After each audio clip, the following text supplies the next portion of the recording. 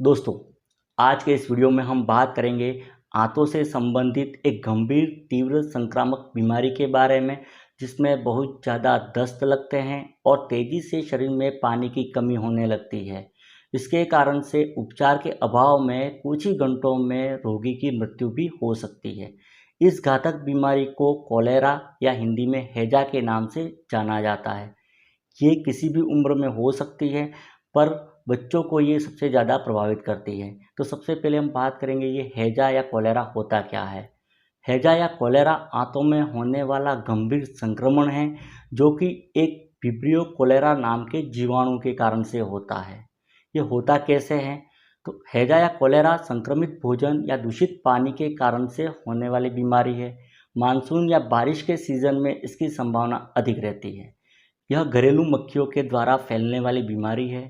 हैजा से संक्रमित व्यक्ति जब अपना मल त्याग करता है तो उस मल के साथ विब्रियो कोलेरा जीवाणु भी आ जाते हैं। जब घरेलू मक्खी उस मल पर बैठती है तो ये जीवाणु उस मक्खी के पैर से चिपक जाते हैं। फिर यही मक्खी जब भोजन के ऊपर बैठती है तो इन जीवाणुओं को भोजन पर छोड़ देती है और उसे दूषित कर देती है। किसी स्वस्थ व्यक्ति के द्वारा इस दूषित भोजन के सेवन से भी उसको हैजा हो जाता है।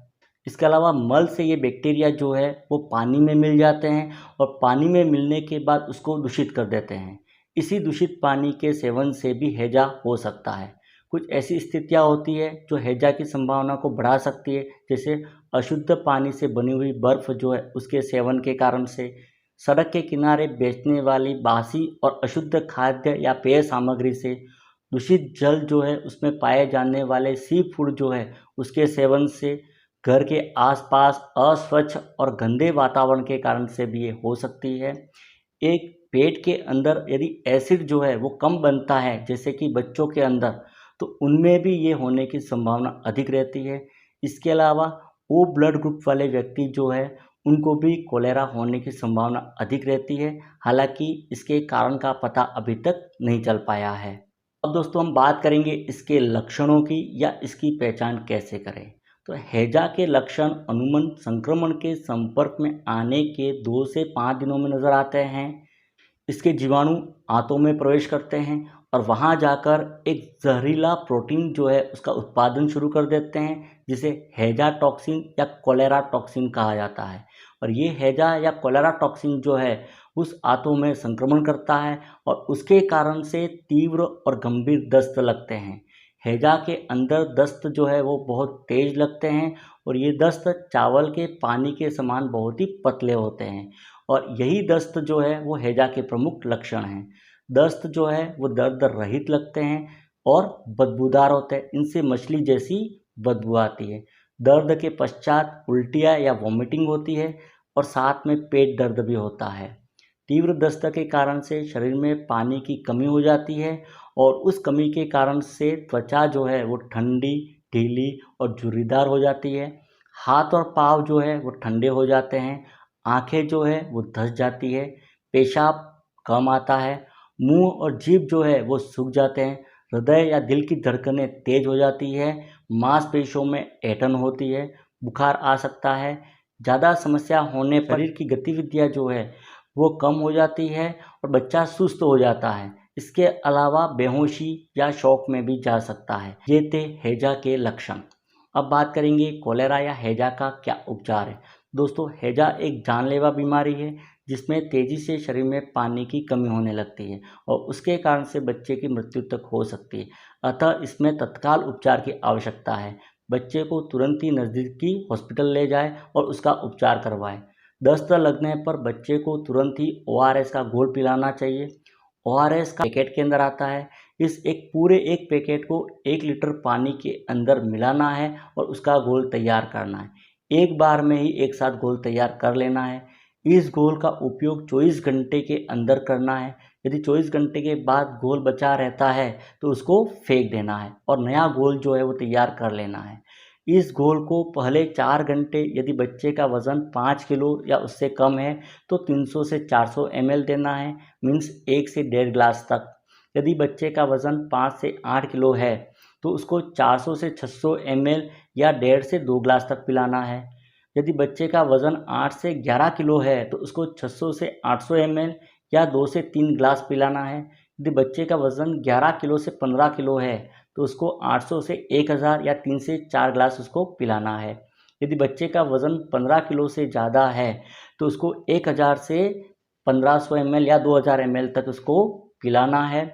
ये घोल जो है वो थोड़ी थोड़ी मात्रा में बार बार पिलाते रहना है। उसके बाद यदि बच्चे को दस्त लगते हैं तो प्रत्येक दस्त के बाद यदि बच्चा 2 साल तक का है तो उसको 50 से 100 ml व यदि बच्चा 2 से 12 साल का है तो उसको 100 से 2000 ml तक पिलाना चाहिए। यदि बच्चा स्तनपान या ब्रेस्ट फीडिंग करता है तो उसको जारी रखना है, बंद नहीं करना है। ज़्यादा गंभीर हालत होने पर डॉक्टर जो है वो आईवी फ्लूइड या नसों के द्वारा तरल जो है वो भी दे सकते हैं। संक्रमण को कम करने के लिए इसमें एंटीबायोटिक जो है वो दी जाती है। इसके अलावा दस्तों को कम करने के लिए जिंक की गोली जो है वो खिलाई जाती है। जिंक की गोली जो है वो बच्चों में दस्त लगने की अवधि को कम कर सकती है। यदि आपके घर में बच्चा है तो ओआरएस का पैकेट आपको अवश्य रखना है।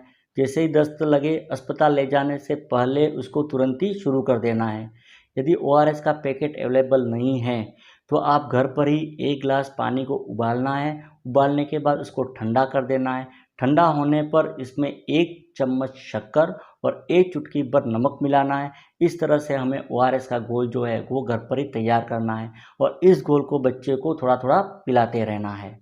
अब हैजा होने पर हम क्या खिला सकते हैं? तो नारियल पानी, जौ का पानी, छाछ, नींबू, संतरा इत्यादि खिलाने चाहिए। यदि दस्त तो थोड़े कम लगते हैं तो उस कंडीशन में हमें दही और चावल जो है वो बच्चे को खिलाने चाहिए। हैजा में क्या नहीं खिलाना है? तो कच्ची सब्जियां जो है वो नहीं खिलानी है। जंक फूड, दूध के उत्पाद, मांस, मछली, मसालेदार खाना जो है वो बच्चे को नहीं खिलाना है। हैजा से नुकसान या इसकी जटिलताओं के बारे में, तो हैजा के कारण से ब्लड के अंदर ग्लूकोज का लेवल बहुत तेज़ी से कम हो सकता है।